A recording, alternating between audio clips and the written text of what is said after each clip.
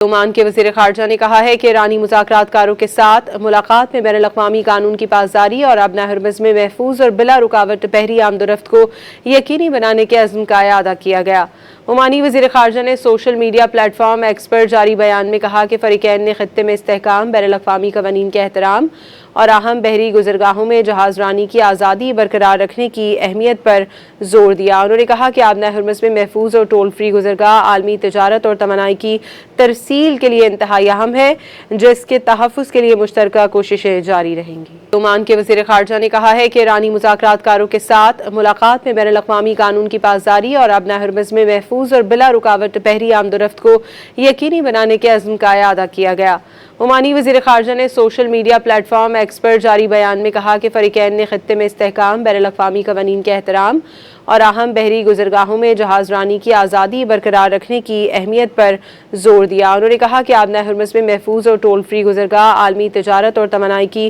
तरसील के लिए इंतहाई अहम है, जिसके तहफ़्फ़ुज़ के लिए मुश्तरका कोशिशें जारी रहेंगी।